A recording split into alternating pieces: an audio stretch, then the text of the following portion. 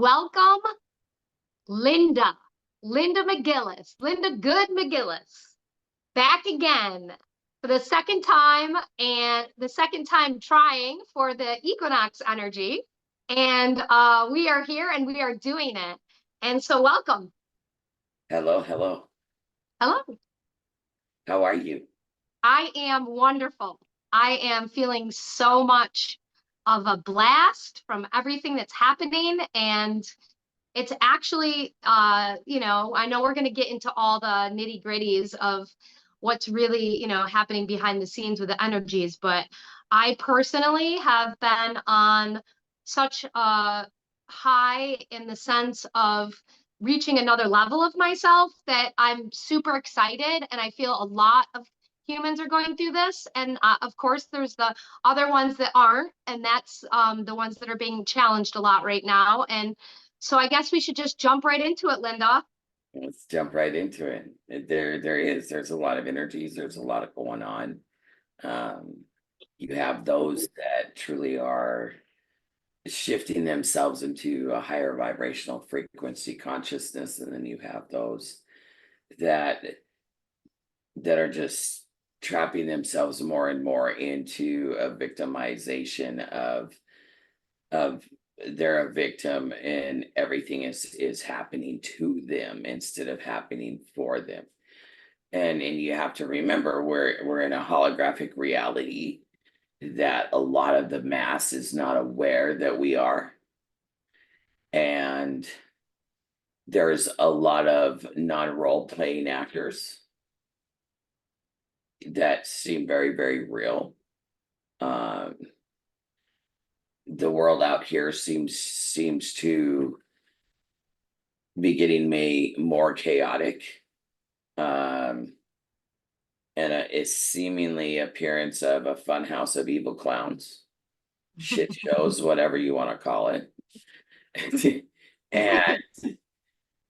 and it's not just here in America. I mean, it's worldwide, although America's and its politics and its shit show of fun house of evil clowns is extremely entertaining for the world right now. And the good thing about it is, as long as it gets more chaotic out here, the more the people actually can see it. It's revealed, it's unveiled, it's not hidden because it's being experienced and seen out here and heard. And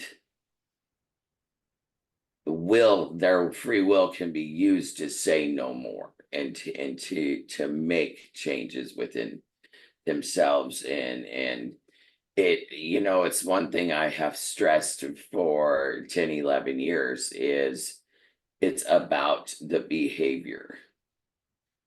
And until that part of that trinity of mind, body, soul is recognized and changed, there's three parts to it. And so right now it is really being compressed into to everything right now in a soup bowl. And the eclipse that which no longer is in alignment with the soul's journey, whether that is as the micro or whether that is as the macro. And these particular eclipses, the lunar eclipse we just had, lunar eclipse is eclipse from the emotional body. And that's the emotional body of the world soul, and that of the macro. And that's also not that it really has, but all of the emotion that has been put into the quantum suit, and also on the micro. And so anything that is not in alignment with that frequency that has come in from eclipsing that information, that's all the stuff that gets stirred up. And so you have that. Then we immediately went into a time circuit the next day, and time circuits shift realities. I've had a lot of people message me, Linda, I have a lot of headaches. I have a lot of blurred vision. That's normal when you have light come in. Light is information, and the headaches is consciousness trying to expand beyond the limits and the boundaries of the individual filters and beliefs that have limited the consciousness of the individual and of the macro. And so a lot is going on, a lot of blurred vision, a lot of nausea, a lot of headaches, vertigo, a lot going on within the body. And that's for those that are choosing, and not everybody is choosing to ascend to a higher frequency with the planet. And a lot of people that are not do not experience the ascension symptoms that we all know what it's about, and do Right. experience it in illuminating the illumination process rather. And so then we head into the eclipse energy, and the eclipse energy is for 6 months.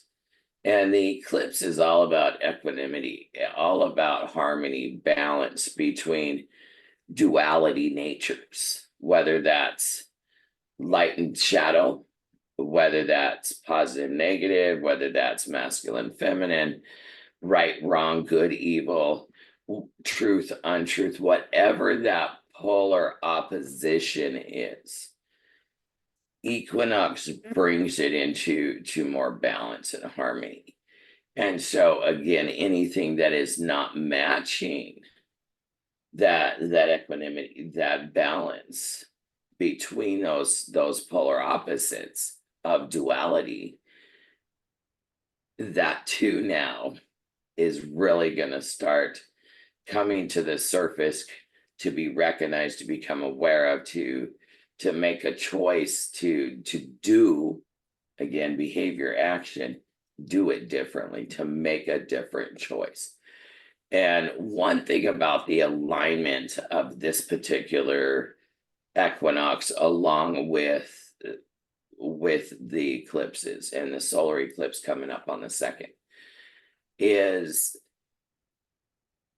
it's a rare alignment and energies between Venus and Pluto, and again, and really emphasized by the Sun and Venus conjoining, and that causation. And Pluto is, some call it the Lord of the Underworld, some call it the destroyer planet, because it has the energies that comes in and destroys or brings to the surface, crumbles anything and everything that is not in alignment with peace, love, unity, truth, oneness. And so you have Pluto and Venus face to face. You have Venus, which is the energy of love, the energy of beauty, the energy, it represents your money or your abundance, all of those, your sexuality, or the sexual blueprint. And so you have a lot coming up. So this eclipse is an eclipse of the karmic, anything karmic, a very karmic dark night of the soul energy, because it's one, you're eclipsing, and we're walking through 5 years of the dark night of the world soul. And so anything that is associated with any aspect of Venus, of love, of beauty, your sexuality, anything like that is gonna now start coming up. And unfortunately, for thousands of years, love has been limited and cheapened to sexuality, to money, and to romance. Right. And there's a lot of trauma to all three of those things. that have caused a lot of filters, a lot of boundaries, a lot of limits of belief in the human mind. You know, love sucks, love hurts. Money is directly tied into survival, safety, security, stability. Sexuality has been made to be very cheapened. Instead of it being something sacred, it has become something very traumatic for the majority of humanity. Whether that is incest, whether that is molestation, whether that is rape, whether that is one night stands, whatever it is, because that wounded aspect of the human has been in those three categories, especially when it comes to sexuality and gender, and not understanding that sexual energy was creational energy. And so all of that is really going to be emphasized. And the other thing that is really going to be emphasized, and you're really going to start seeing play out hardcore. And this is again, I'm going to take it right back to when we are born in that mother wounding, and a lot of safety issues, security issues, in the sense that the primary care giver was not able, not willing, not there to provide a very unconditional love foundation.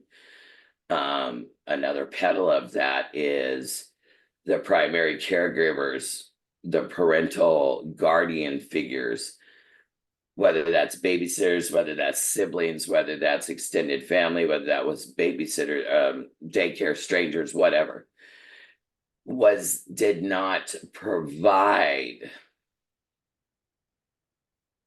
a space to provide freedom of emotional expression.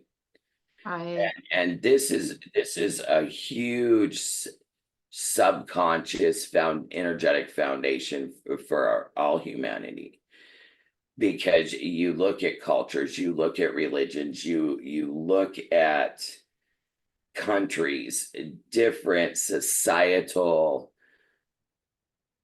rules and laws, and govern what religions that govern people's belief systems and actions.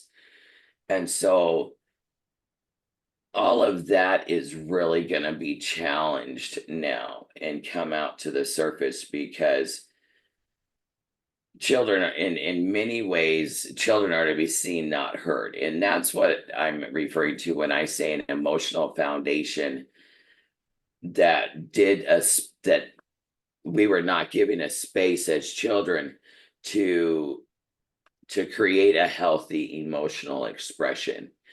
And oftentimes, babies cry, people get frustrated because they don't know how to stop the crying. They've changed them, they fed them, they've burped them, they this, they that.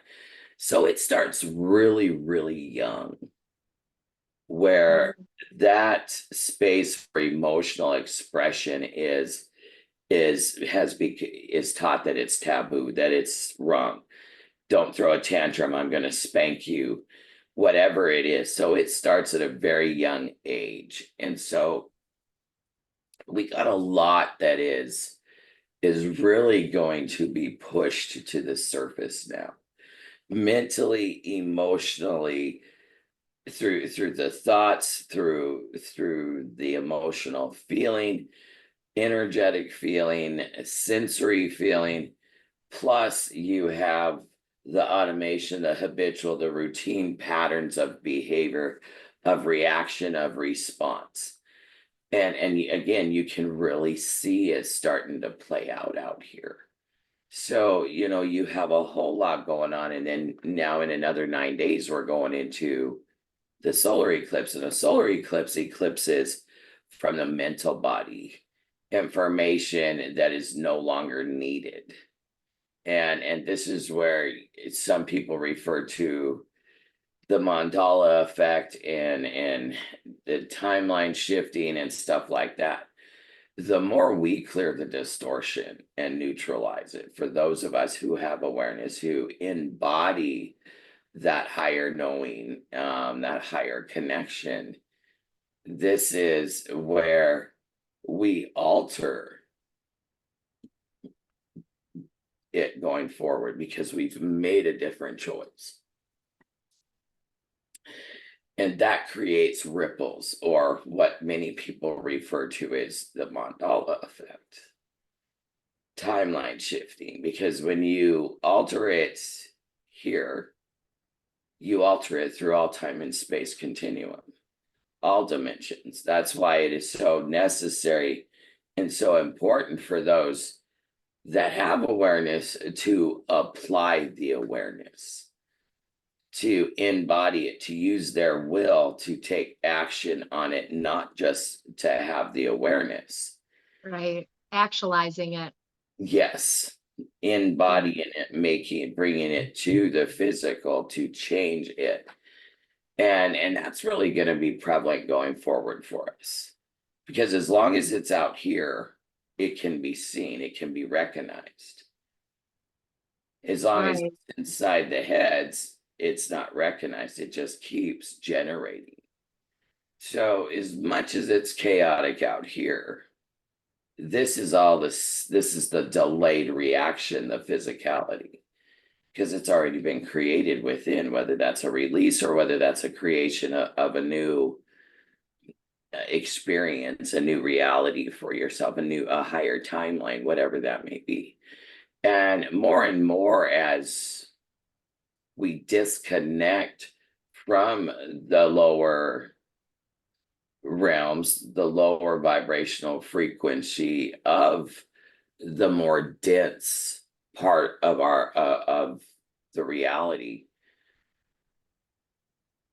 you're gonna see many of us have said there's two worlds playing out, and it's like you're two trains in a train station. You're right next to each other, and as you start moving forward, you're still right next to each other, but pretty soon you start going off in your own directions until neither one are in each other's reality anymore.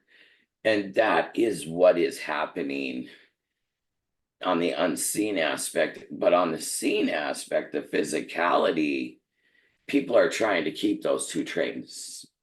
Yeah. They're trying to interlink them and they can't. It's like you on one train and me on another, and we're looking at each other and we're trying to grasp at each other, but it's taken us two different places. And don't resist, let go, surrender. Let go and surrender. And we're coming to a space, a time where that choice to change trains is not going to be available once it and it's starting to really go into a rapid motion. And so more and more are getting really caught up in all of this shit show and the fun house of evil clowns out here, because that's the imagery that has been generated by a mass. And then there's those of us that life is getting simpler, it's getting happier, it's getting absolutely non-dramatic, because absolutely because we're allowing the compression to only be into the now, the compression of the past and the future becoming present, to where that power embodiment is saying, no, right now is where the entire company of heaven is. Right now is where source is. Right now is the only place I have choice. And the more once you have a taste of that, you don't want anything else on your plate. no, because right now is the only time you can make a choice to build a life that you love. And what's really going to become more prevalent because society has, and for the entire world, they have lived in this bubble mentality of keep everything secret behind closed doors and be ashamed of it. And on one aspect, and then you have another aspect where they've been so dramatic out here seeking attention, not realizing it. And then you have another pedal that is, for lack of a better way of saying it, they have lived their life worried about what everybody else's life it was about, worried more about everybody else in their life instead of focused on their own. Yep. And so this is forcing that into the now, to where people and those of us that are in awareness, the opinions and stuff of the outside world aren't important anymore. Nope. You don't chase that approval, that validation, whatever. Nope. And the outside world doesn't like that. Those lower frequencies don't like it. Nope. And so you, again, that dual collective that's going on right now, one that has to be drama kings and queens and worry about what everybody else is saying and doing and wearing and everything else, and trying to tell them how to live their life, versus you, the individual, being in the now and you taking responsibility for your own life and not worrying about everybody else's life. And that is a huge shift that's going on right now. It's like, no, you worry about your life and what you're doing, and I'll worry about my life and what I'm doing. And that's a shock. That is contradictory to, so that's the shit show that's going on. And you can laugh at it and see it for what it is, or you can get so caught up in it that it drags you right into being that drama queen or king. Right. Exactly. So there is a lot of beauty, a lot of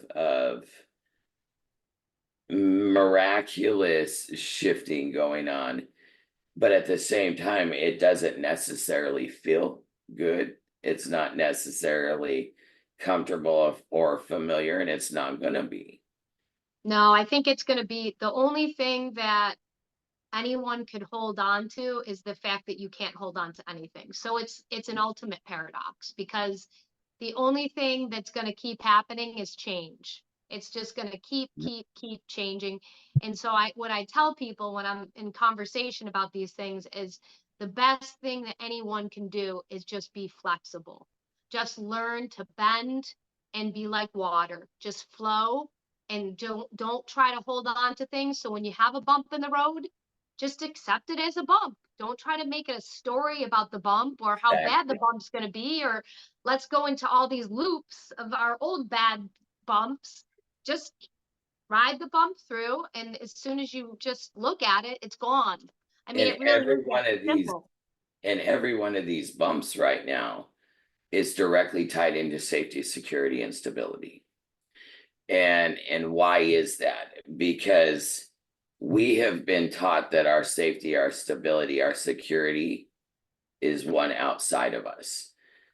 Whether it's with our parental guardians, whether it's with a person, whether it's with a job, whether it's with a relationship, we have been taught that a person, place, or thing is the only thing that can give us a feeling, a sense of safety, stability, and security. And that is, again, one of the greater distortions that we have lived by, because there is no one that will ever feel safe with any person, place, or thing. It will always be a false sense of security, safety, and stability. And why is that? Because just like happiness cannot be found, not within you and not without you. Happiness is something that can only ever be generated by free will in the moment. Right. And safety, the only way anyone, and this is, listen to what I'm going to say, the only way anyone will ever have a feeling of a deep sense of safety is to observe and think about your emotions and open up and share your feelings with another. We have been taught that it's the heart that is closed. As much as that can be accurate in lower frequent vibratory frequencies of truth. In all actuality, it is the mind that is bound and limited by definition, labels, beliefs, woundings. And each one of those boundaries, you have an experience where somebody hurt you, supposedly. You develop a lot of emotional boundaries, limits. Oh, I don't want to date anymore. I don't need a man. I this, I that, blah, blah, blah, blah, blah, because of a past experience. And you have to open your mind. The one thing a lot of people don't share is their mind, their thoughts. They don't communicate. And it's the mind that you have to open up in the boundaries, the limits, the definitions that will open your heart. Because it's your mind that is the only thing that is stopping you from connection with another, from connection of seeing through the personality, the skin suit, and seeing the soul. And so those are really big things that are going to really be presented, but they're going to be very subtle. Some may be obvious, but for the most part, those are subtle energies that we have to really tune into when something comes up that makes your mind spin or triggers you or this or that.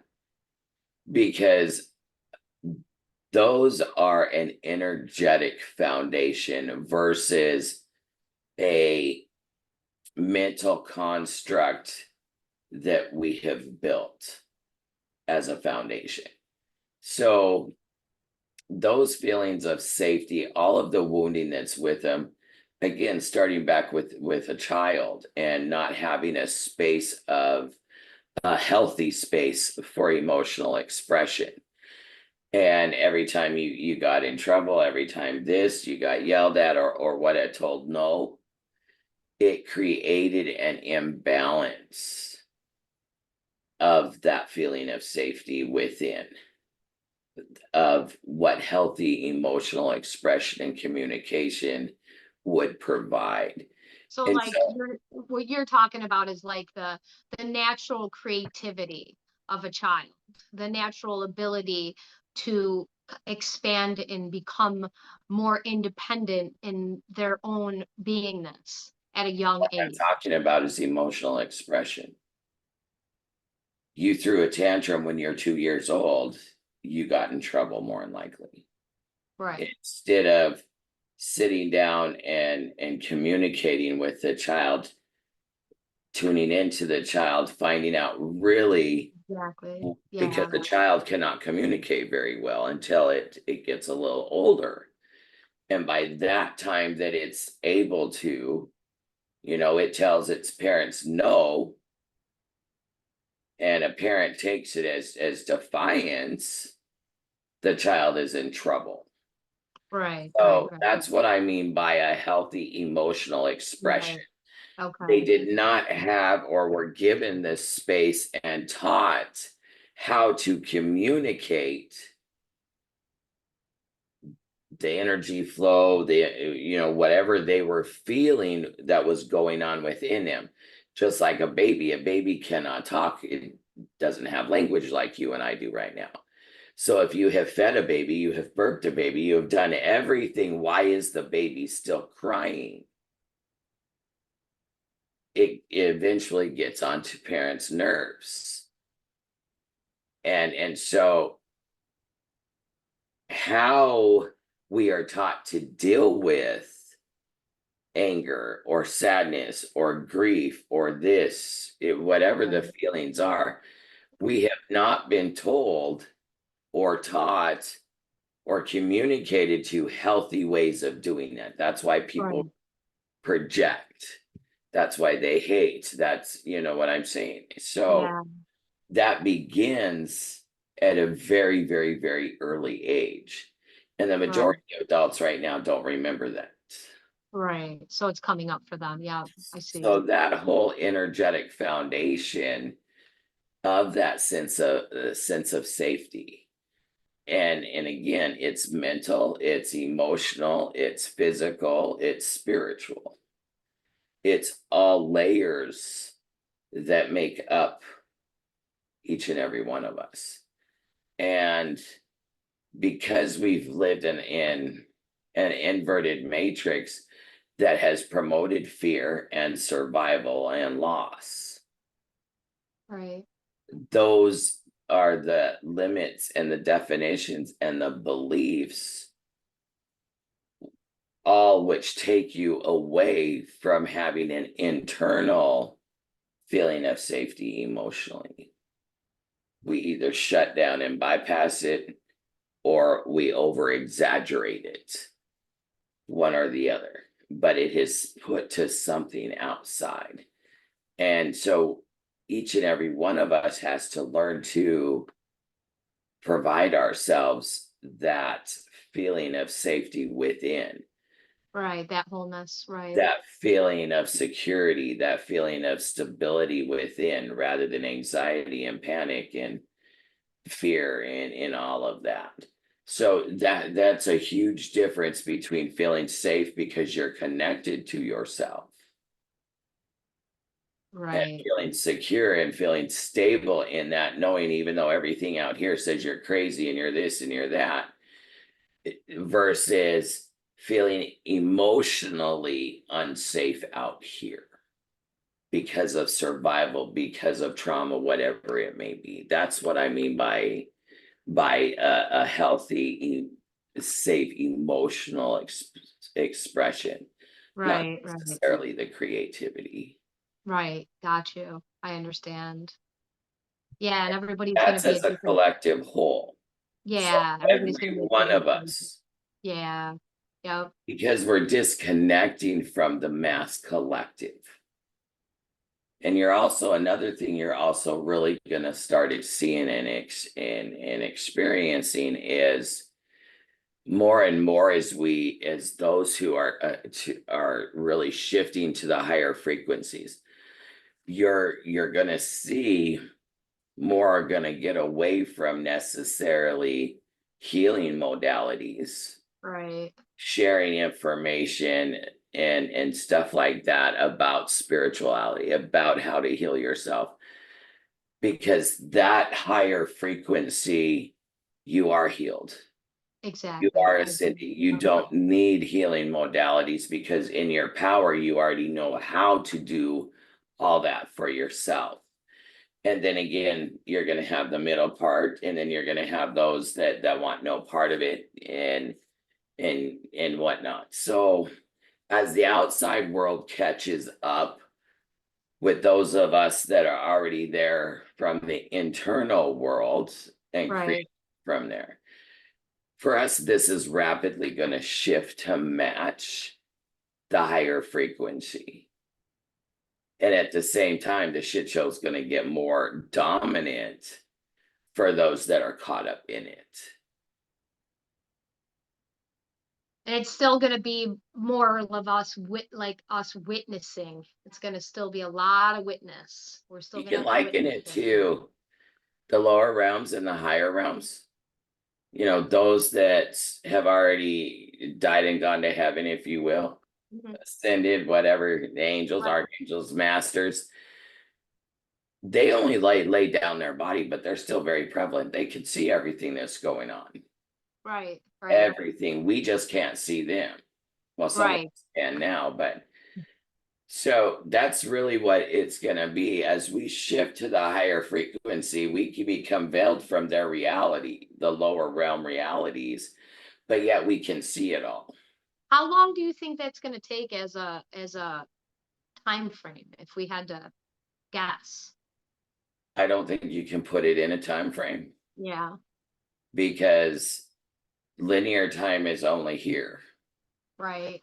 It's not, there's no linear time or space to the soul. Now you have to understand, to the human, time is 24 hours, it's a week, it's a year, it's a decade, it's a millennium.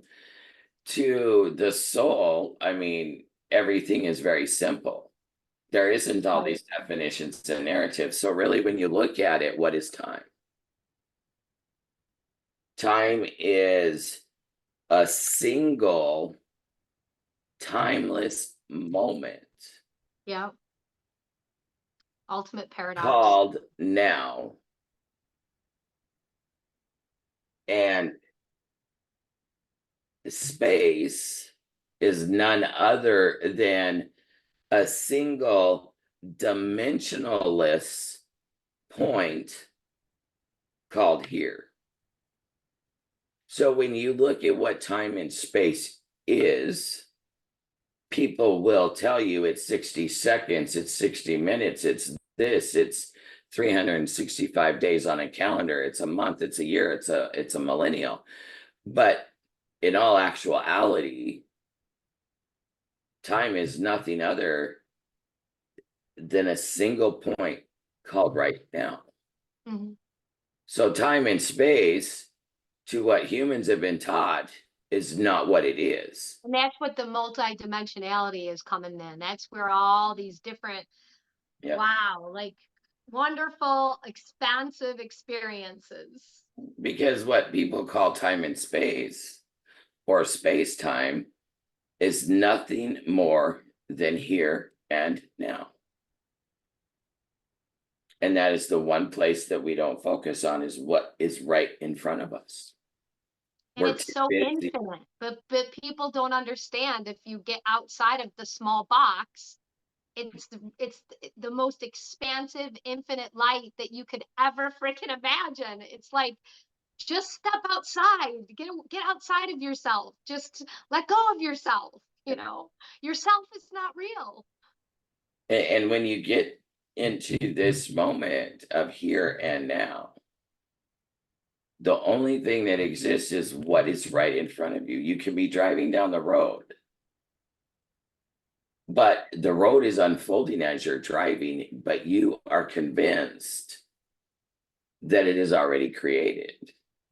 You are in your bedroom and you know that you live in a 3-bedroom house that has a kitchen, 2 bathrooms, a basement, whatever.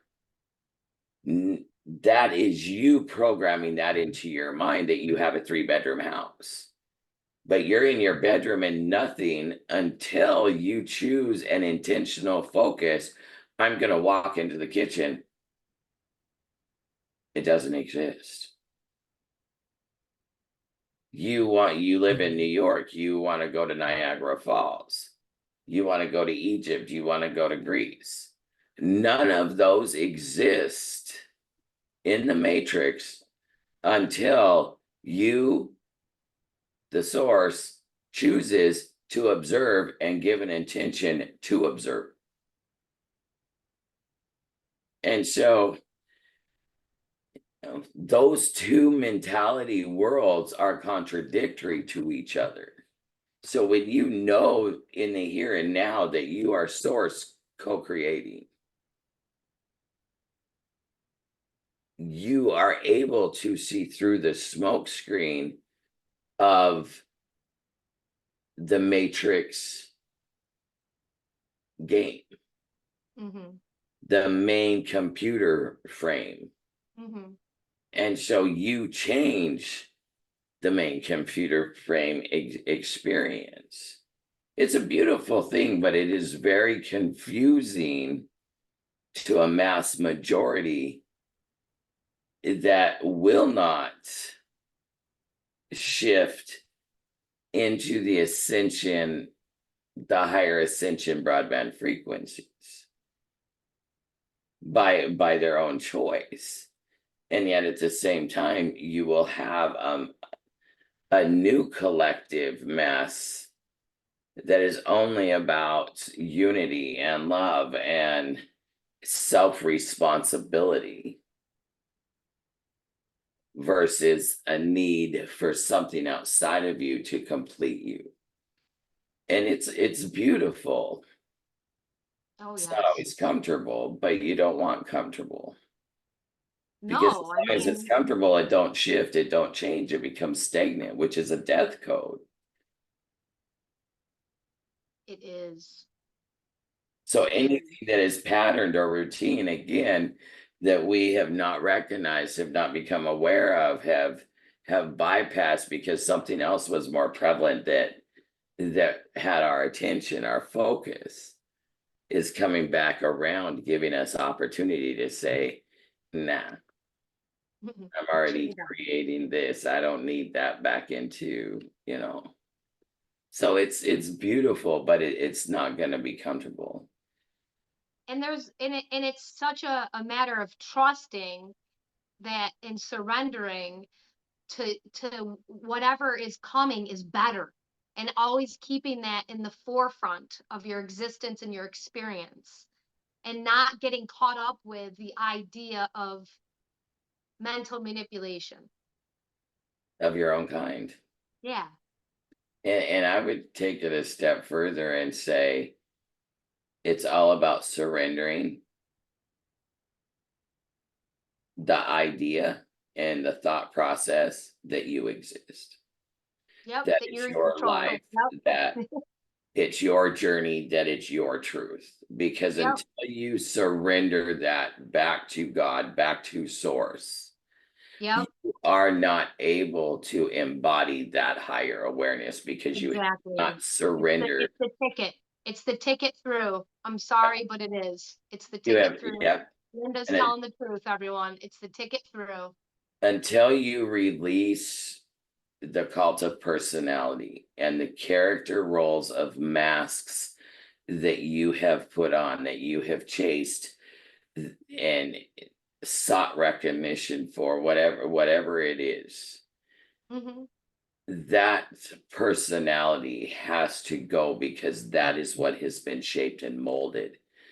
Your belief system has become your personality, your character, behaviors. And so you become a whole different person. And the Matrix always wants to try and shame you by your past, hold your past as a dangling carrot. And that's where you have to learn to confront yourself with brutal honesty and say, no, I no longer need this. But first you have to recognize it. And also, if we're really obviously always growing and evolving, then you're not that anyways. You're not Exactly. that which you were yesterday and last year and last month and 10 But years ago. do You're you know not how that many anymore. people, exactly, but do you know how many people, for example, oh, why don't we go out to karaoke night? Well, I can't sing. Well, how do you know? Well, I tried it when I was 7 years old and I couldn't sing. Or I tried to paint, or I tried to play basketball, or I tried to this, back when they were young. And it's It's that and it's that mentality. it's just the word I can't in general. Like, I'm always reminding people words are spells. And I Yeah. catch myself. I'm definitely not perfect. I'll say something and I'll be like, oh, whoops. Like, Oh, I no. catch myself all the time. It's like, that's a spell. Like, you just said that that you don't do this, or you're not good at this. And that's not true. That's not real. Like, there's infinite possibilities of me always existing in any single second. I can be anything, anywhere, anytime I want to be. And Yeah. it's the idea that anything that I say is just affirming what it is to the universe. Okay, she doesn't want to be this. She says she's not this. Okay, she's not gonna be this. No, I'm not gonna affirm that to anything. But to by the anyone. same token, you have to look at another pedal rather than it just being a spell. You have to learn to hear because it's going to reveal the limits, the blockages. And It, that takes a minute because I'm oh yeah, still looking at that all the time because I forget and I just keep using that language. And I think the thing about that inward journey and going inward for a long period of time is you do start to look at your words and you choose less words. and you You learn to attempt. hear and you learn to see. You know, Yeah. Yeah. yes, as much as it is a spell by saying I can't sing, click Mhm. at the same time, it's showing you where part of your consciousness is still trapped back in that time frame, that record of 6, 7, 8, 10 years ago, 10 years old, where you tried something and for whatever reason you weren't able to achieve it in that moment, but you have adopted a belief that you have carried forward 40, 50 years that says you're still not able to do that, even though you're in a whole different vibratory frequency. So there's a lot of relearning. There's a lot of letting go of what you have adopted as a belief. Well, I'm not good at this, or I can't do this, or I don't like this. You know, maybe you didn't like squash when you were a kid, Right. but you're 50, 60, 70 years old now. When's the last time you actually tried it? Because Right. your taste buds, everything changes as you change frequency. So even though you might not have liked it your whole life, you only did actually disliked it in that moment, and then you just adopted a belief, so you never tried it again throughout your life. And all of those things are really coming up to be challenged, so you do not have to carry the baggage of that limitation, whether it's food, whether it's relationship, whether it's,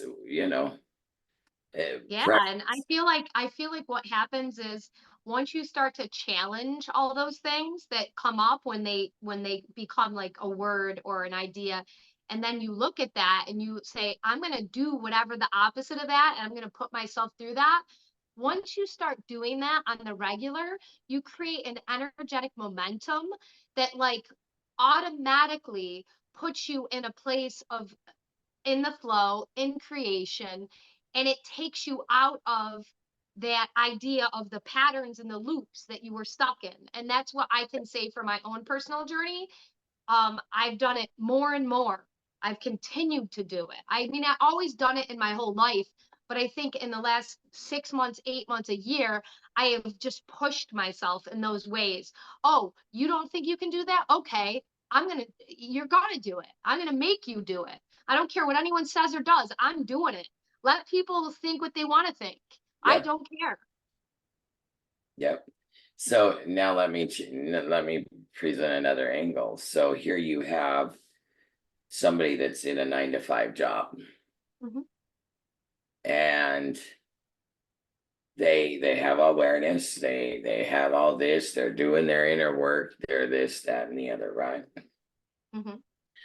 And yet they really don't want to have to keep working this 9 to 5 job. Mhm. And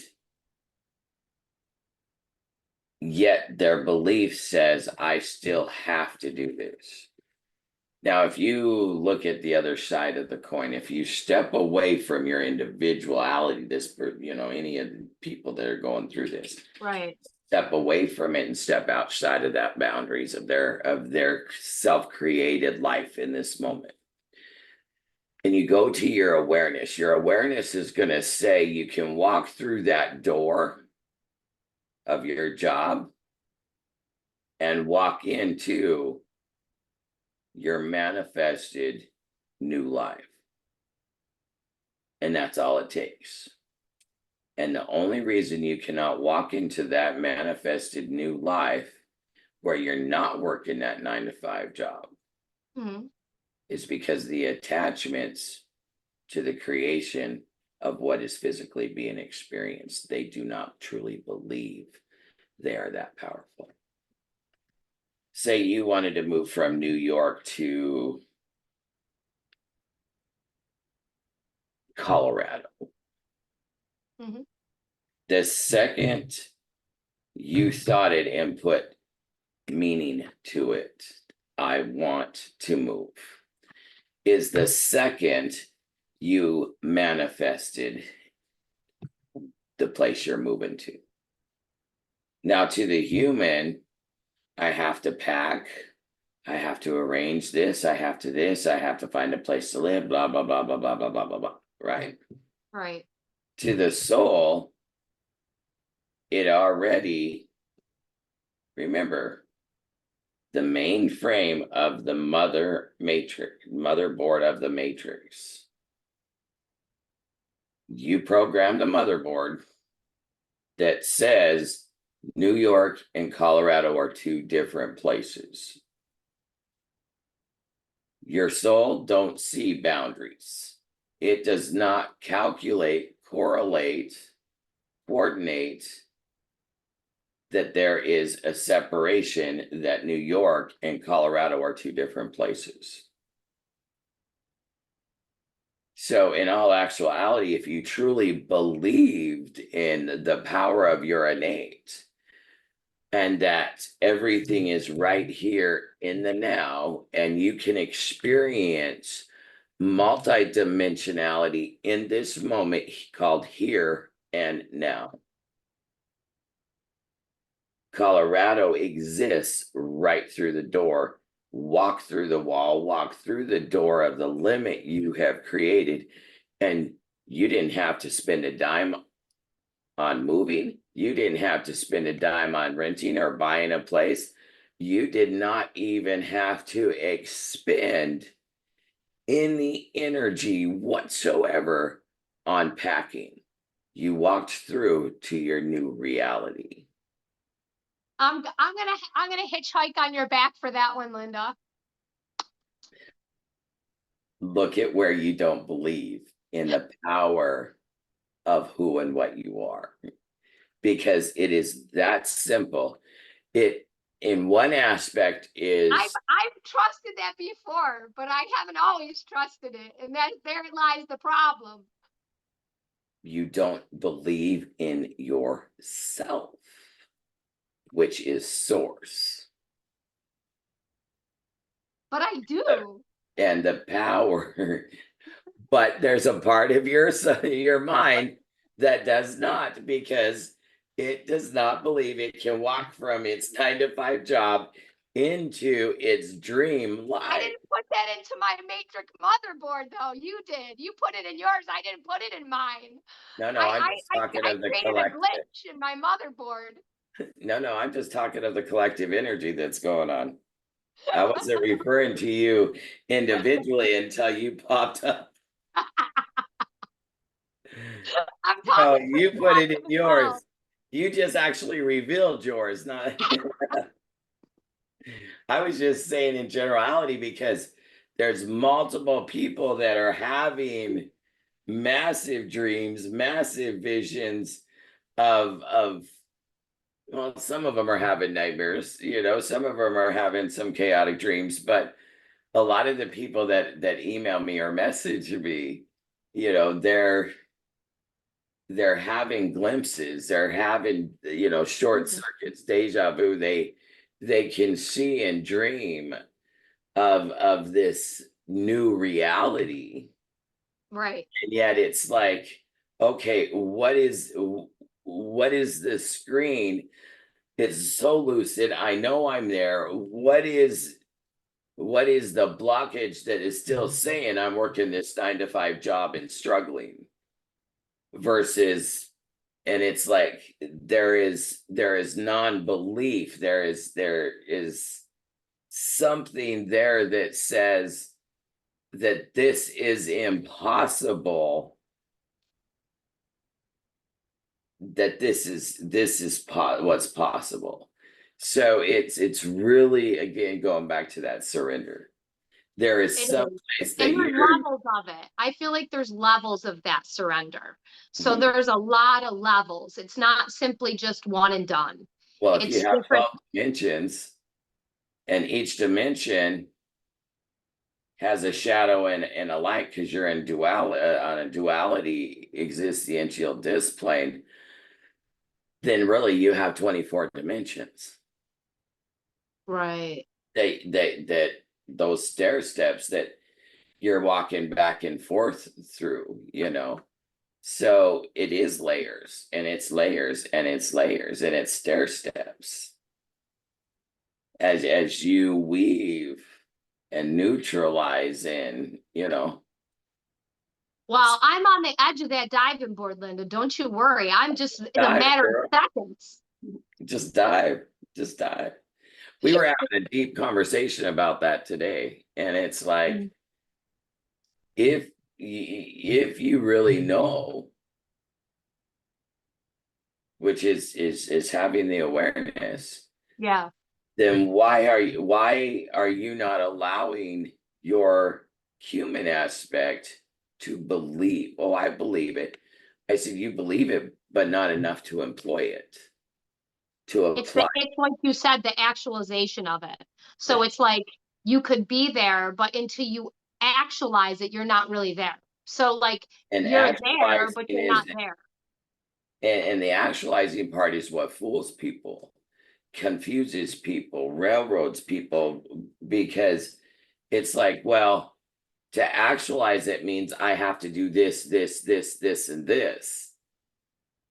And it's like, no, because if you intended and the second this is what I want, universe, this is what I want, God, whatever you, the individual, do, the second you ask is the second you have it created. Now it's just a matter of meeting that manifestation. And if you truly believe in your knowing that it is, even though you can't see it, taste it, touch it, smell it, hear it, you have to generate that feeling, that smell, that taste, that touch, remote viewing, by location, whatever visualization, whatever you, the individual, have to do to convince your computer that no, it is already here and now, because it was my intention. Remember, it begins on the inside first. It takes longer for it to materialize in the outside. So it's a matter of keeping in that faith, in that knowing, in that belief, and making that your new belief. No, I know I have it. It is just a matter now of when it will materialize. And you can have it materialize with no effort, with no money, with no nothing, because you have created it from here, and you stayed in the certainty that it is, because you created it to be. And that is a very advanced level of knowing. So I have a level of knowing, and there's different levels of knowing. Absolutely. So where you sit with that and what you're expressing is a very advanced level of knowing. I know these are just words and constructs, but I think there are people out there, even as myself, that definitely have a knowing, a deep, deep knowing, but it's still, there's levels. And so It's a you have matter to of really be truly 150% in, 150%. There can't even be a 0.111 of a percent that's like not in knowing with what you're talking about. And but it's I the only get that because knowing. I've been in it. I've been in it before in this incarnation, where I've been in absolute knowing when everyone around me, at least 3 times in my life, where I knew something that was so profoundly opposite from what everyone else thought. And I was like, no, it's going to be this way. And no one believed me until it actualized. And then I was like, oh, okay. So I understand what you mean, but you can't even have a tiny fraction, Of like a doubt hair of doubt at all. If you at even have all. that It hair, it has will to not work. be certainty in your connection and that information. Right. Right.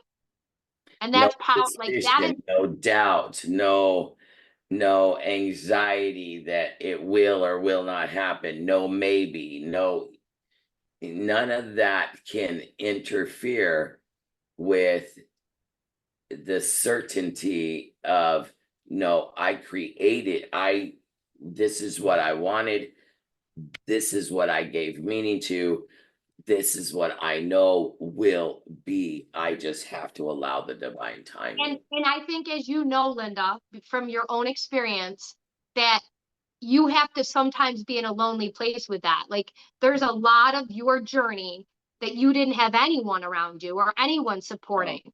And you had to go through that. Like, it's paramount to the experience that you had to have that aloneness. For myself, and I can probably speak for many others, you need that alone time to, one, overcome needing a person, place, or thing to fulfill you. You need that solitude, that solitary time to really learn the connection within you. For me, I needed those 5 years to establish that connection and bring it to the physicality. And and people have to recognize and realize that 5 years isn't 5 minutes. Like, that's dedication and discipline to that space that you held. That's not just, oh, I want to be this thing and I think this thing and it happens. No, there's tremendous amount of inner work and inner peace that you had to come to in order to hold that space of where you are now with that certainty. It's an absolute self-discipline. It's not something that you can do twice a week. It's not something that you can do, 3 times a month. Well, I go to a meditation group every 2 weeks. That is not going to do it. It is in every moment of here and now, of self-discipline, of awareness, of learning to hear and see through the smoke screen and hear your words while you're interacting, hear this, see this. And wouldn't you say that builds on that muscle memory of that? It just builds and builds and builds and builds, because that's how I felt. I felt like I've been building over time. I haven't felt like I've been building. I feel like I have been shedding layer. Shedding, releasing. Yeah. I'm talking about the muscle memory, the discipline, the keeping it all there. That's what I mean. Yeah. And that discipline is consistency. Mm-hmm. You have to set a time to meditate and not allow anything to get in the way. And if there's an emergency or this or that takes you from that time where you have scheduled yourself to meditate, you have to then even pull yourself harder back to that, instead of saying, well, it's okay, I can let it go tonight and go back to doing it tomorrow. You have to force yourself to say, no, this is more important than this. Yes, do the emergency, take care of whatever is, and then still make sure you do it, even if it's 2 hours later. And that discipline is necessary to enforce in the physicality, because that is what is going to change the muscle memory. Yeah, exactly. And that it takes, nobody's going to do that for you. That's something that you have to create yourself.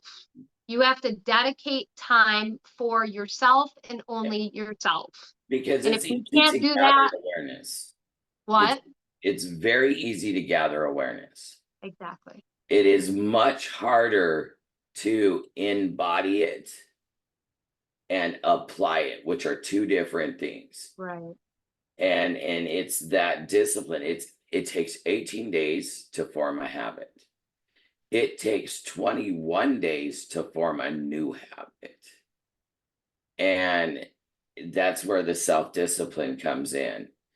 And you have to train yourself in multiple ways, retrain yourself into that discipline, because it's not going to change just because you have awareness. And you can't often do that around other people. I mean, yeah, sometimes you can, but most of the time you can't. It's Not stuff you at have to do. first. Yeah. At first you cannot. And this is where you see so many people in relationships, marriages, jobs, that divorces, all of that stuff shifting and happen when people start a spiritual journey because they don't resonate with their family, or they argue all the time because the family thinks they're crazy, or friends do, or the job does, or whatever else. And really it is just the soul saying, pull yourself away, go into this space of solitude. It doesn't mean you have to ignore everybody, this, that, and the other, but your soul will lead you into that cave of solitude, of solitary, so you don't have the outside distraction. And it's a very beautiful journey, but it is a very hard, challenging, and long journey. It takes 12 to 14 years to overwrite the cellular molecular memory. And a lot of people give up. A lot of people give up halfway. It's just too hard. It's just too complicated. It's like a never-ending dark night. And it is. And that's why it's not for the faint of heart. I mean, it's a constant going through layers of all of these layers, the character roles and everything that you have put on, you know. So Exactly. but it's very, very, very worth it. Yeah.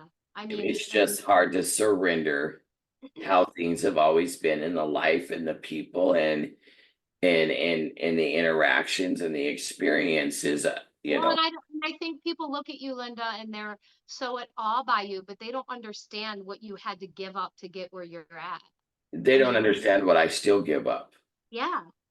You know, they think that, a lot of people think that there's a destination and there's never a destination.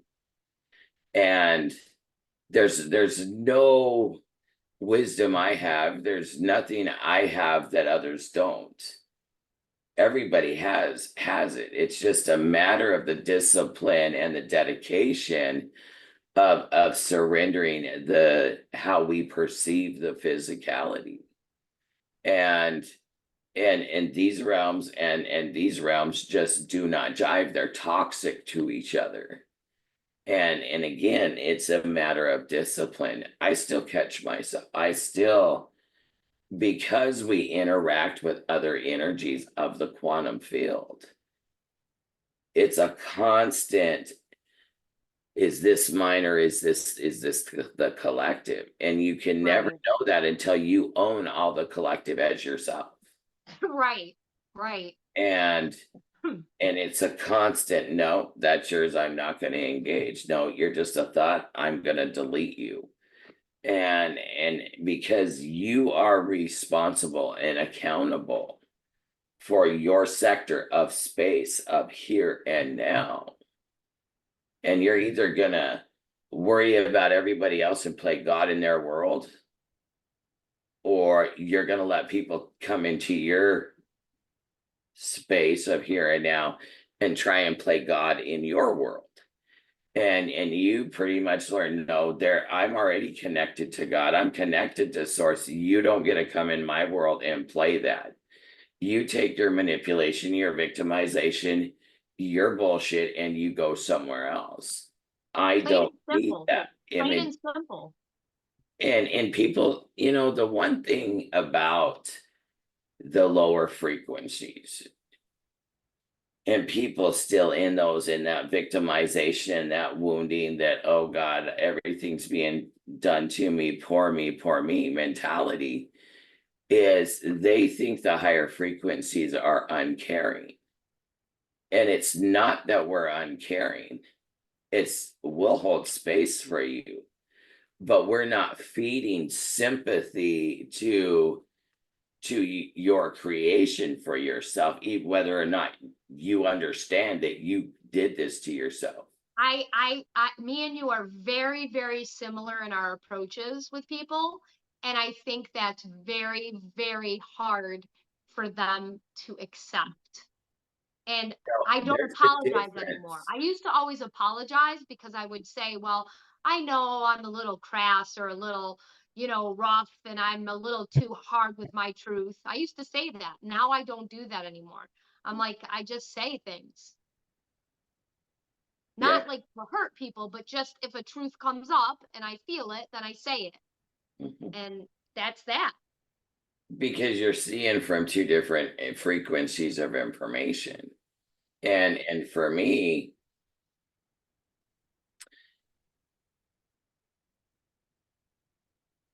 I'm not going to entertain it. But I'm not going to sit there and say, that's your truth. This is my truth. No, Because no, no, that, no, you no, know, not no, I no, just no. sit there and say, look, this is, do you hear yourself? Do you see what you're saying? And they try to make it about me. For me, I don't sympathize with them. There is, and I've said this years ago. I said it. It's been a couple years, I think, before I've said it lately. There is a difference between niceness and kindness. Right. You can be Exactly. you can have compassion, hold space, and be Right. kind, Right. but that doesn't mean you have to be nice. Right. I totally get that. And Totally. there's a lot of people that don't understand that niceness is a program because it's a mask, Right. and It's kindness, enabling. It's in a way it's enabling. yes, be nice no matter what, and suppress your emotional feeling and this, that, and the other. You're not going to be nice to somebody that's trying to rob you, you know. True. True that. True Now, that. if you think there's some people that will try to be nice to talk their way out of it, now you can be kind to somebody that's trying to rob you, but you don't have to be nice to them. I'm kind because I'm not going to kill you, even though you're robbing me, and I could shoot you right now. You know what I'm saying? And I say that because it's a big thing with guns in Texas and whatnot, Yeah, yeah, I'm aware. protecting your property and blah blah blah blah blah. You know, so holding space, having compassion and kindness, you can do that for everybody with empathy, Right. but you cannot do it with a false ideation of empathy that is called sympathy. And unfortunately, we have taught that empathy is really sympathy, and all sympathy is doing, oh, I feel so sorry that you're going through all this, Jill. And oh, what can I do to help you and make it better for you? That ain't helping you at all. It sounds nice. It sounds great. It sounds wonderful. Oh, thank you for always being there for me. But really, what you're wanting is compassion and empathy, saying, Exactly. I've gone through something similar, but I cannot say I know exactly how you're feeling right now, but I'm here for you. If you need to talk, reach out, in the meantime, I will hold space for you. I'll hold your hand. I'll sit by you, whatever it is that you need as you go through But your process. allowing that person to have that experience. So not disqualifying the experience, which is the experience they're a sovereign being that they chose. Right. Instead of making them a victim of their Right. own circumstance. Yeah. Because there's nothing worse than, oh, I'm so sorry. What can I do for you? Oh, you poor baby. You're right. They were so wrong and mean to you. You don't need that. Exactly. You It know, just keeps you stuck. It keeps people stuck in the same place. There's and that's not what you nothing want good to do. about that. You want them to process it so they can shift and they can flow through the experience without holding on to it, without taking on another backpack of, of an energetic burden because they can't let it go. You know how many people say, oh, just get over it, it's in the past, blah, blah, blah, blah, blah. You know, don't worry about it, just let it go, bury it, blah, blah, blah, and move on. Not allowing themselves to process whether it's a death, whether it's loss of a job, whether it's an eviction, whether it's a breakup, it's a divorce, whatever it may be. We don't allow the process, and that process sometimes takes 1, 2, 3 years. Because again, if you say take a relationship, my grandparents were married 75 years. They were their energy fields so intertwined together that when one died, the other followed shortly after. It did not know how to live without that because it was so interweaved. You look at somebody who's been married 15, 20 years and now go through a divorce. It takes 7 years. 7 years for the information that hits the first cell to get to the last cell in the body, because there's billions of cells and every cell holds information. Yeah, it's crazy when you Really think about think that. so when you end something, say a divorce after 15, 20 years, you're not going to get over it and heal from it in a year. It's impossible because it's going to keep coming up, because it's layers after layers of information. It's 2 to 3 years.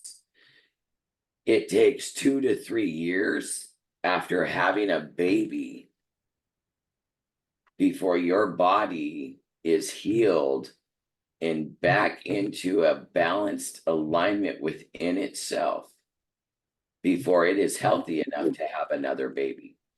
And yet people pop out babies a year apart, 2 years apart, never giving the body a full enough time to truly heal within and the without. Yeah, that's interesting. And so in these realms, it takes time. Creating that space. Yeah. And that's the most beautiful thing we can do, rather than trying to take the burden of grief, of sadness, of loss, of whatever it is away from the person, thinking we're helping them. Exactly. And the beautiful thing is more and more of it shifting to that. We've anchored the fifth dimensional frequencies on the surface now. That's why everything's getting chaotic out here. The veil has truly been removed. And again, you're going to see it more and more and more as we move into the climatic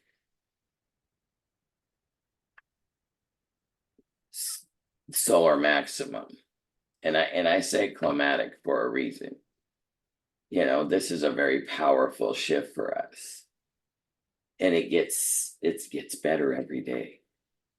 Yes, it does. It really, really does. It gets For better. anyone that's going through it, just remember, look at our faces. We have big smiles on our face because we are feeling it. And it doesn't mean that we don't ever feel the waves of energy. I went through 3 days of nausea and everything else. And, I have the feeling, I can't tell you the number of people Thursday and Friday, all of us here, but the number of people that reached out and said, I don't know what's going on, Linda. I just have this really, really deep feeling of grief going through me, of sadness going through me. And I just want to cry, or I am crying. I can't stop bawling. I can't be around anybody. And again, so it's not like we never experience the No, variety of yeah, emotions. It's not that everything is golden butterfly and roses. No, It no, is, it's just more balanced. It's not, yeah, there's still waves. you just have acquired a new way of handling it, Right. of breathing through it, of sitting with it, honoring it, accepting it. And that's the beautiful thing as we shift, because the fifth dimension has no mind. And why it's a constant state of surrender. The fifth dimension is feeling and sensory. Mm. Yeah. That's why for some of us, it's more peaceful and harmony for us. No matter the chaos that's going on, no matter what presents itself, versus others who like the shit show. Yeah, they're fully in it. Yeah, they like the fun house of clowns, evil or not evil. You know, they like the drama, they like the shit show. They seek that need of outside of them to give them some kind of satisfaction. Isn't it though, kind of too, Linda, more of an escapism? It is. That's what it seems like to me. That's what As it long feels. as they're focused on something else and someone else and trying to live their life by assumption and opinion and trying to say that matters. I mean, look at politics. You got everybody out there screaming one side or the other, you know, character assassination. And as long as that is occurring, their focus is not on themselves. It's not on what they're doing, what they're creating, because they're too busy trying to interfere in somebody else's, stick themselves in somebody else's life as being more important than their own. And why have we been taught as a society and humans to do that? Because we're taught to Escapism. Another addiction. Yep. escape what is going on in our here and now moment, because we don't like it. Our parents fight, they drink, this is happening, our partners are drunks, whatever it is. We escape from the emotions that are presented right then and there, and we escape having to feel and deal with them. It's easier to focus on someone else, somebody else's life, what somebody else is doing, saying, thinking, whatever, because we don't want to deal with our own. It's not going to get you where you want to be. I'll tell you that much. Definitely And as not. long as you don't take charge of your here and now and focus everything on here, we've been taught to give meaning to everything outside of us rather than giving meaning to what we truly want. Well, I want to move by the ocean and I want to experience this. But they keep that as an impossible dream. They dream about it instead of and give meaning to what Betsy's doing or Rosie's doing or Tom, Dick, and Harry are doing. And so everything else has meaning.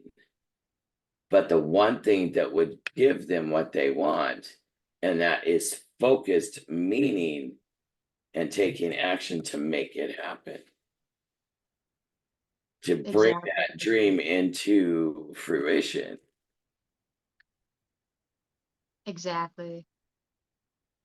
And that's where that discipline and that space for yourself and that going out in nature and being by yourself and breath work and meditation and quiet time and reflection time, and but not reflection where you have to have an answer to all the external, like, oh, this happened because of this, because of this, because no, that's another distraction. That's another layer of distraction. So It's a come reflection of into like, observance. What to see all of it and say, okay, well, I see if I would have made this choice, this would have rippled this way in effect, and it's observance, it's self-introspection.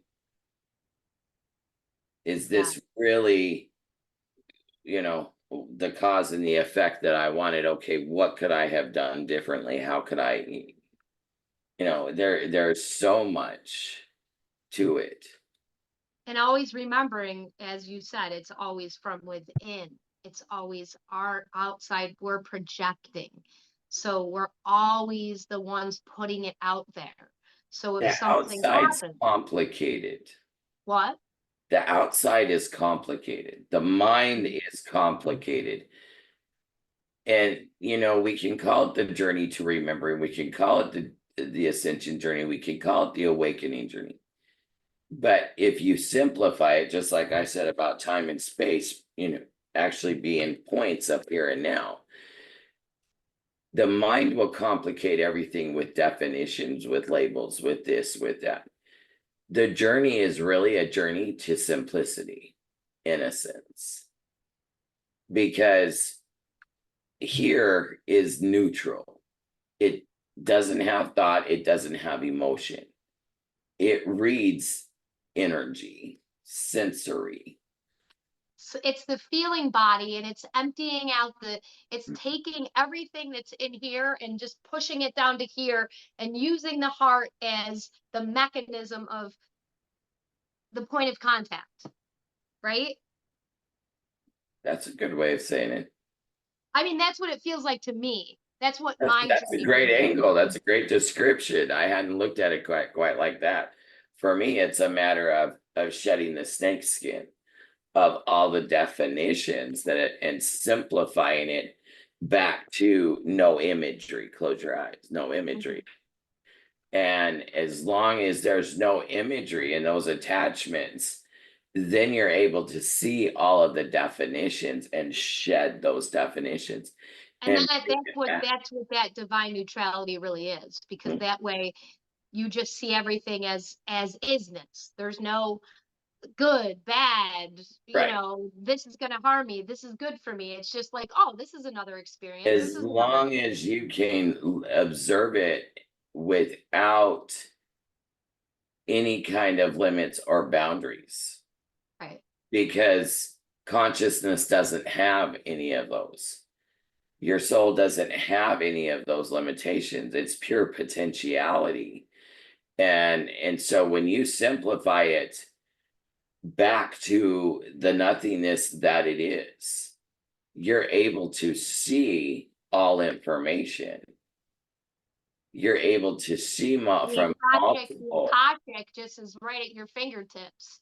And you suddenly have these epiphanies and these realizations about how it all works, because you're open to it, because you're empty. So you don't have all this clutter, all these weeds that are messing with your path. The weeds are gone, and suddenly all of a sudden you have the availability to everything. And so everything's like, oh, I want to work with you. You're empty. Let me work with you. Yeah. It's freaking amazing. And the more you can simplify it back to just here and now, you will see that most of all of the noise in your head, the beliefs, the limits, the definitions do not apply to anything here and now in this moment, because this here and now has none of your past. You're on a blank slate. You're in a blank slate, baby. Completely blank and empty and clear. And guess what? We can start all over again. Can you imagine? Everything cleared. Start over. Yeah. And that's where you have to have great self-discipline. The greatest discipline you can give yourself is to keep yourself here and now in the moment with a blank canvas. So don't empty it and then create it again. Empty it and keep it empty. Keep it empty. Keep it empty. And then you can paint whatever you want. Okay, so you want a house near the ocean and on a cliff high in the mountains in Thailand or somewhere. So you paint, okay, I'm painting the mountain today on my canvas. Tomorrow you start a clean canvas. Okay, I'm gonna paint what my house looks like. And eventually you will paint your reality into exactly what you want. Yes, you will.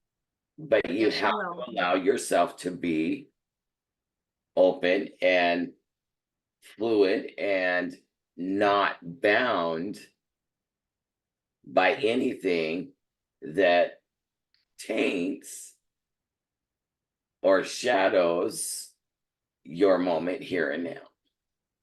Yep. And keep striving to the next level and the next level and the next layer, because every teeny little breakthrough is a breadcrumb for the next. Yes. And it once you get a little taste of those breadcrumbs, it gets more and more exciting. At And least that's what my journey's been. And everything you shift, any one of us, we automatically shifted from the whole quantum soup. And that's so beautiful because we're helping everyone else. Absolutely, because So outside beautiful. our skin suits, there's just one, the whole, Mm-hmm. that we're all part of. So if you can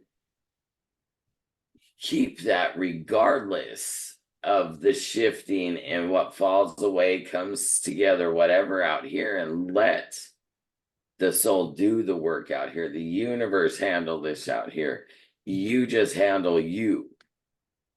And that's honestly, and the thing about that, when I first started going through this, it was so freaking freeing.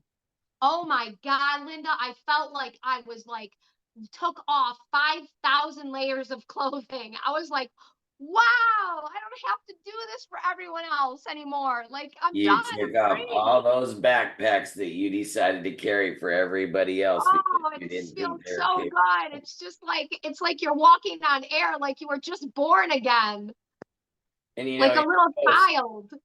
and you go through that a lot. It's not like you do it one time and then it's over. No, you're constantly letting go of those energetic backpacks of everybody else's that you've carried. And that is how you get lighter and lighter and lighter. You shed all of that and give it back. No, I think this was yours to carry in the first place. Yes. Yes. So I mean, it's you're never gonna reach a destination. No, it's constant. It's You're constant. just reaching, you're just consistently moving up, in allowing yourself to empty yourself to have more light, more. But that, let me tell you, that freedom is empowering though. I'll tell you. I know I'm not nowhere near done, but that freedom is so damn empowering. So damn empowering, Linda. It is. It really is. And it's a beautiful thing. And no, you're never gonna get rid of light and shadow as long as you're in form. Because one, you can't have one without the other. Right. Out of the shadow, light is birthed. And then light reveals the shadow to where you can birth more light. So micro, macro, it's always hand in hand. And it is only. That's another really good point that you're bringing up, because I think that people feel like just because you have some of that freedom or a lot of that freedom, that all of a sudden you're not in a human like you're always going to be in a human experience if you stay human, if you stay here embodied. You always have an experience Of the human, yeah, of form, right. not necessarily always human.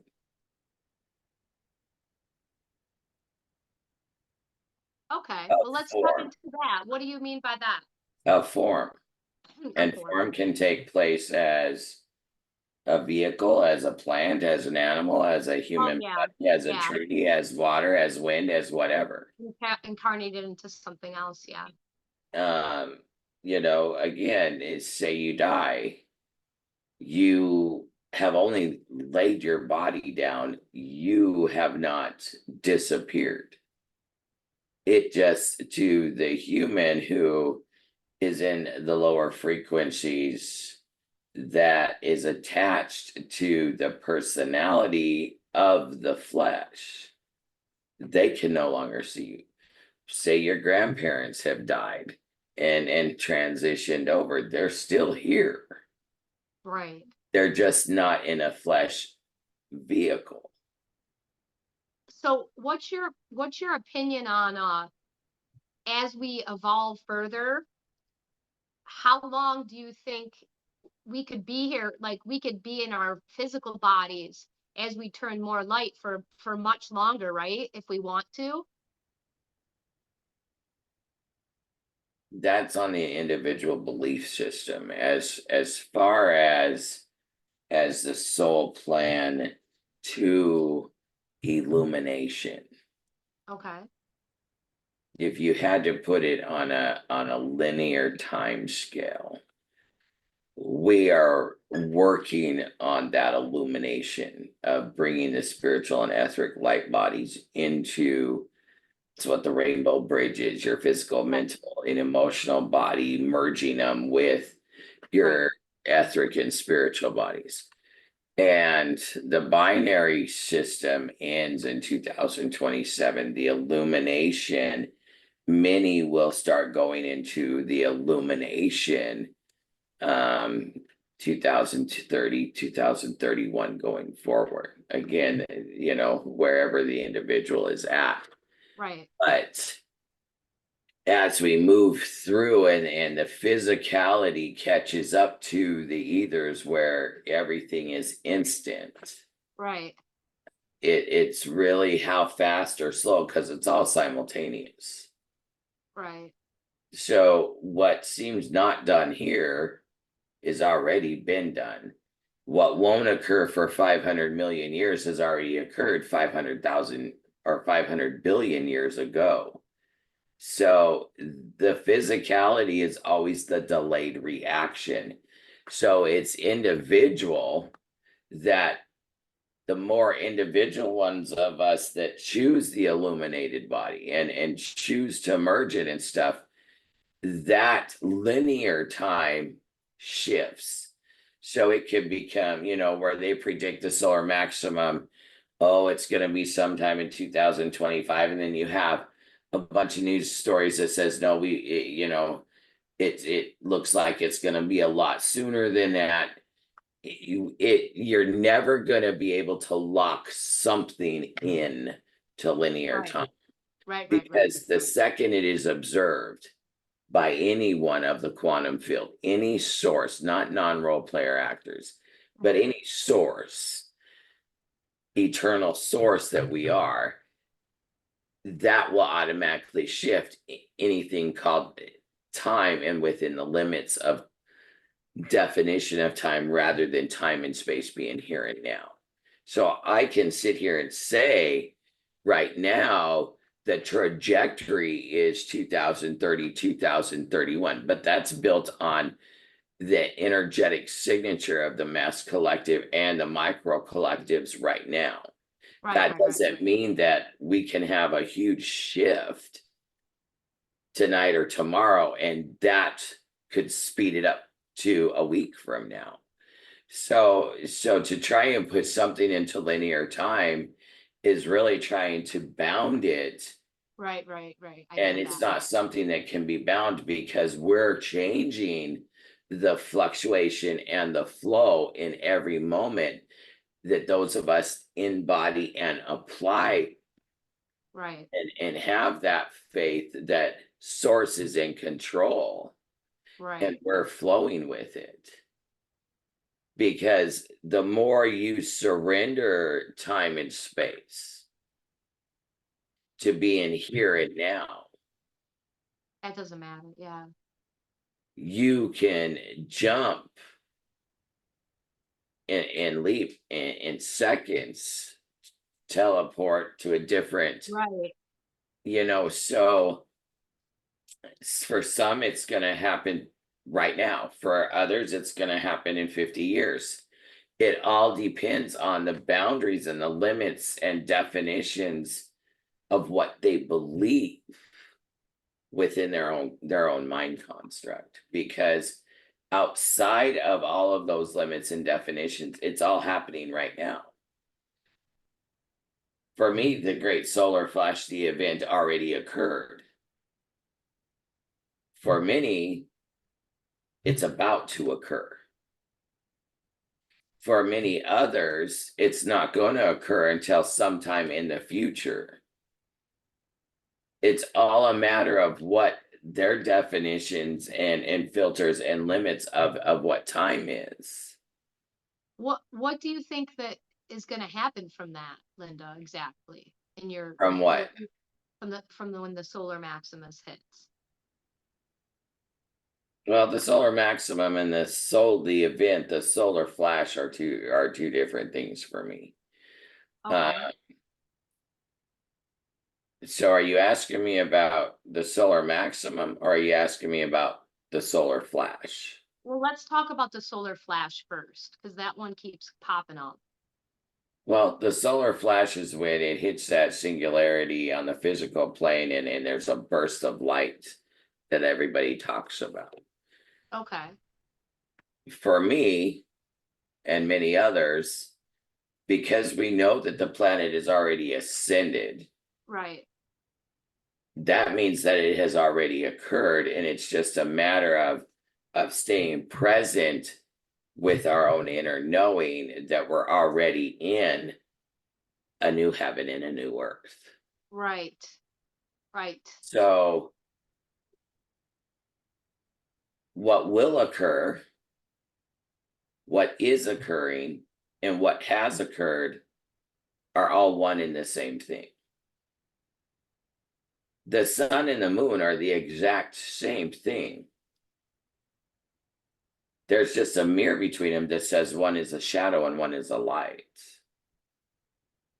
So it's all a matter of the vibratory frequency truth that people are tuning into, in addition to the limits, the beliefs, the information that they've attached to or not attached to.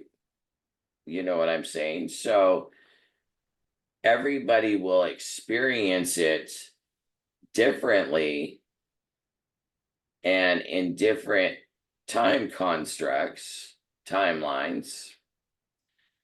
And yet, at the same time, the macro will experience it all at once. So it really is, it's just a matter of being in here and now in the moment, or waffling back and forth between, Right. you know what I'm saying, different definitions of past, present, and future, or above, below, whatever. Right. Right. So the more it happens on the individual, the more it forces it on the macro.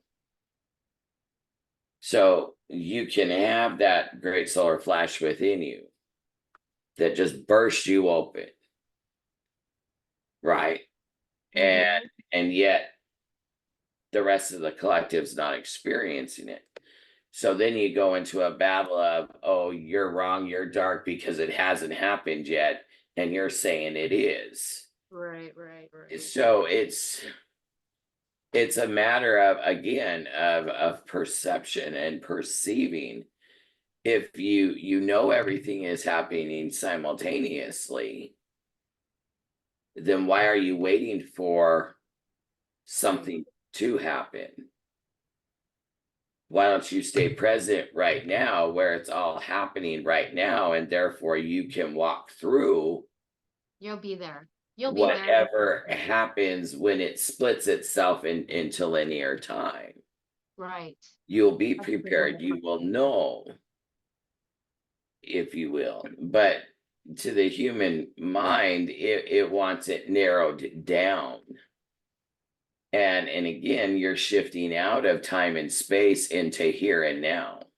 Right. Right. Right. So that's Because like even the cosmos relevant. doesn't exist. What you perceive as the cosmos and everything outside of you here does not exist, because it is all internal. Every galaxy, every star system, every whatever is only strictly inside of you. And you just need a projection of light to see it out here. And that's hard for the linear mind to comprehend. So yes, will an event happen, a great solar flash? Will annihilation of the earth? No, annihilation of a whole lot of thought process is gonna occur. But Amen. that doesn't mean we will not go through an annihilation. We will go through a rebalancing of shifting this imagery and land changes and everything else to match the imagery of the ascended consciousness. Absolutely.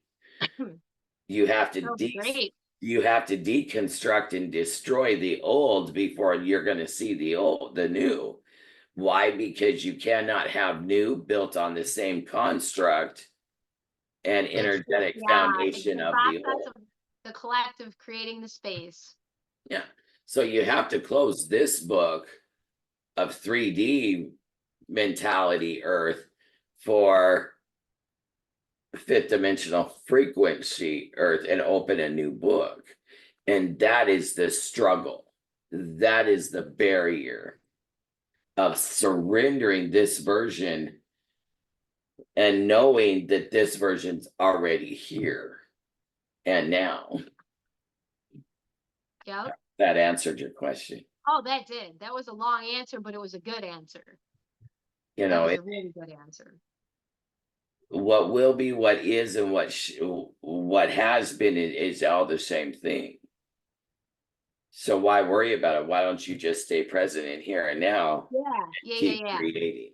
And that's the constant reminder for the collective, because so many people are just, I want to get there. I want to get there. I want to get there. I want to get to the top of the mountain. There's no top.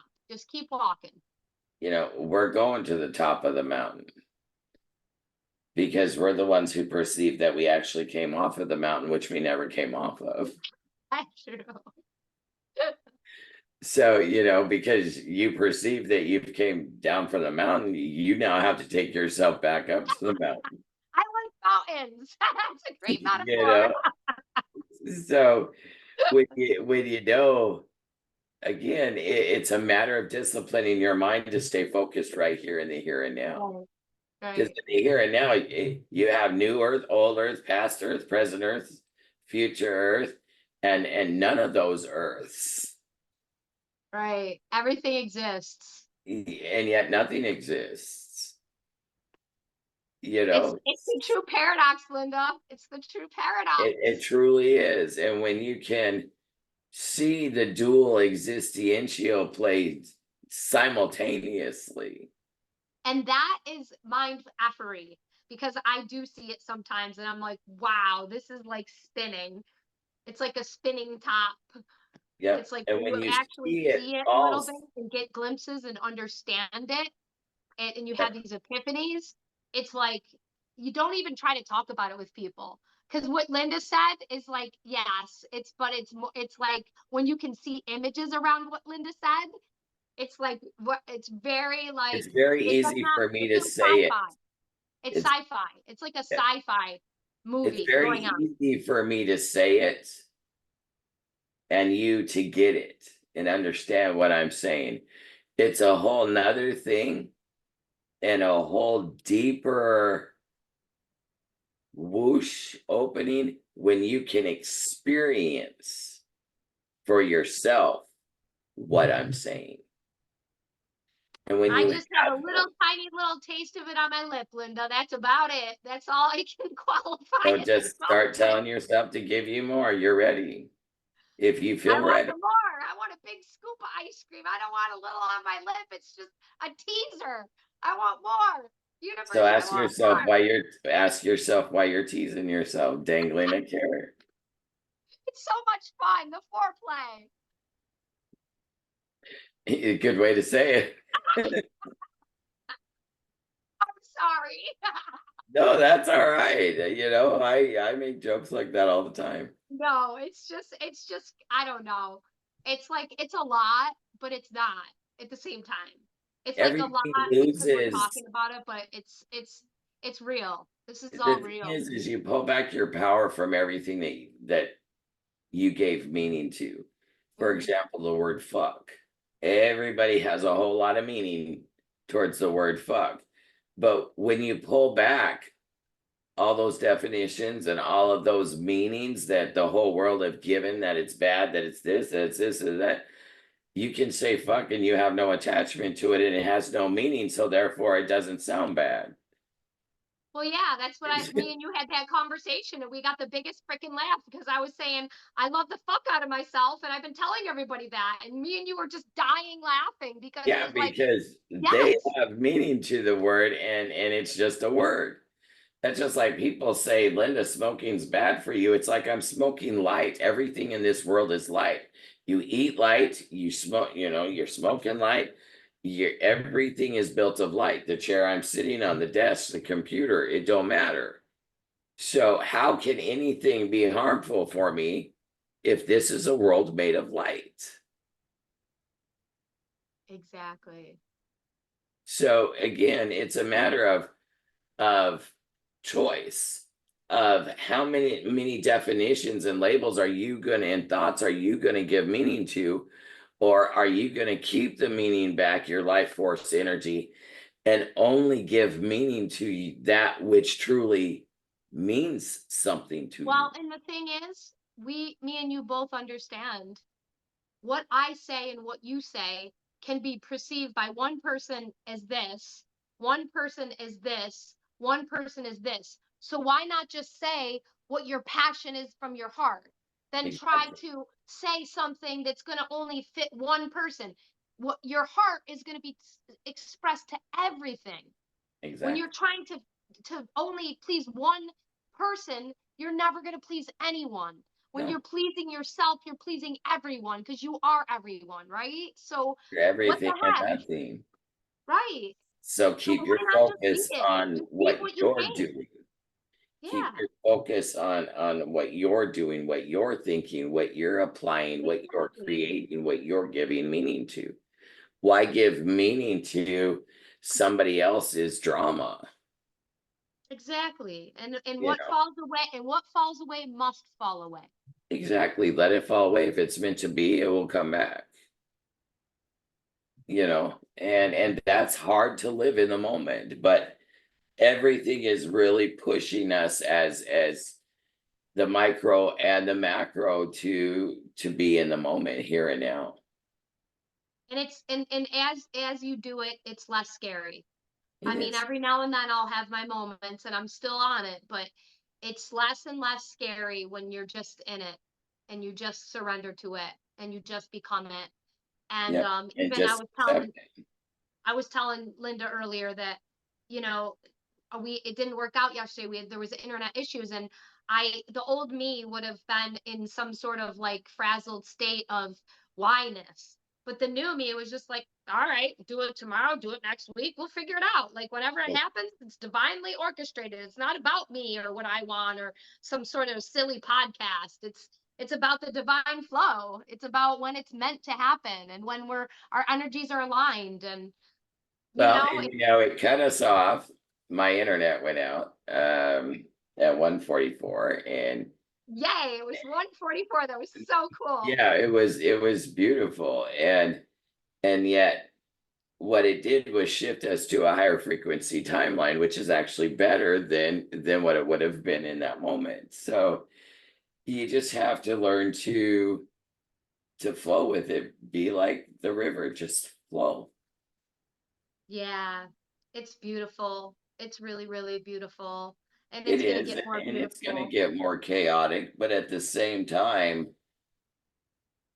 as long as it's out here, we have the ability to transform the energy of it and the narrative and the story. And so for those that are in our power and applying it, we're shifting it to something better and more miraculous. And so it's beautiful. At the same time, it's chaotic out here, you know. Exactly.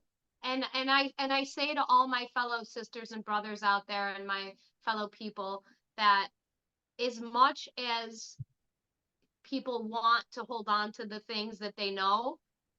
It is actually so much better when you don't. Even though it feels lonely in the beginning, it really is. It's actually the most comforting feeling to know that everything is working for you versus just the small you that's working for you.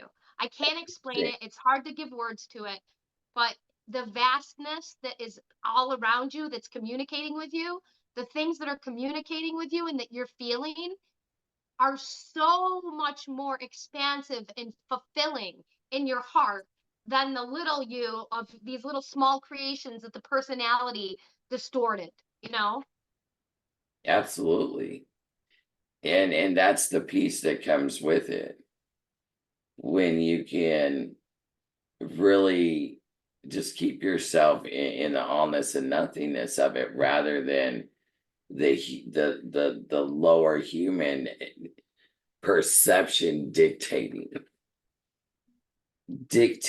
what you feel, dictating what you think, dictating. And when your mind is going to dictate, your heart is going to flow.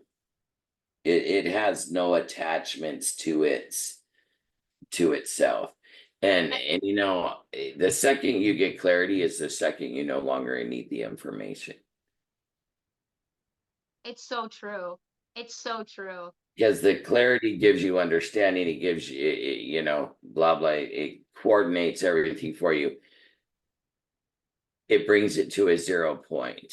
So when you can let it go after that, then you allow yourself more room for new information, more lights to come in.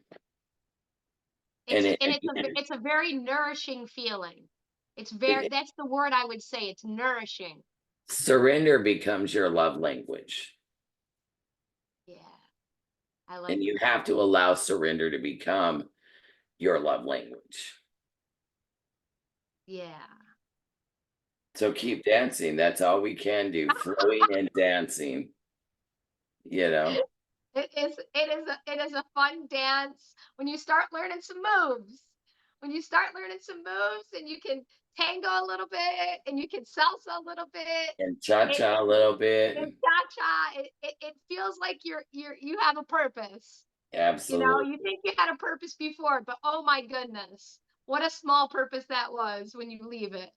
So let's just keep dancing and keep flowing and not give meaning to that which no longer serves you. Amen. Yes. You know, release the beliefs of fear, of death, of loss, of survival. Yes. Yes. Yes. And that's really the theme. constructs. The theme now up till mid-November is really a lot of releasing the collective definition, the collective story. Yeah. You don't need it. No, you don't. It's You all really, about really don't. becoming self-governing, self-accountability and responsibility for your here and now.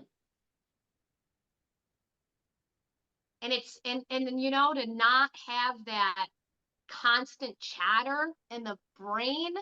Wow. The noise of the collective. Oh my God, the quietness, the peace, it's just like, it's like being in a park all the time.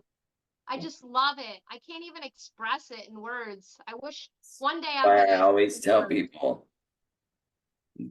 gain mastery over your mind and quiet it from all of the noise of the quantum suit.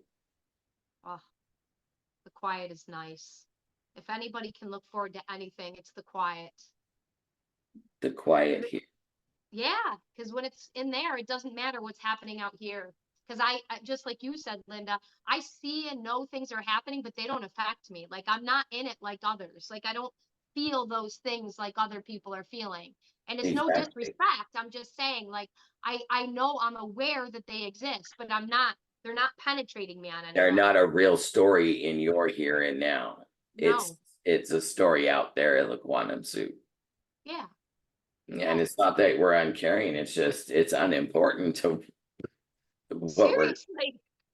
you know, it's just not important to your here and now and what you're No, focused. it's not. It's really, really not. And that's the most beautiful thing. Is you really you take your power back and you give yourself choice. Oh, yes.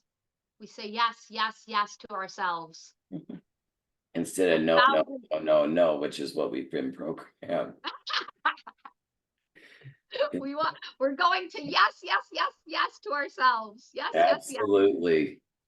So It's just keep grand. dancing. It's a beautiful time right now because the more shit comes out here, the more we can transform it and shift it faster by our own intention. Mm. Well, Linda, I'm not going to wait another 6 months, and hopefully you're not going to wait another 6 months before we do another fantastic video. Because We'll try I and know do it myself, quicker. I was on an inward journey, so that's where my explanation.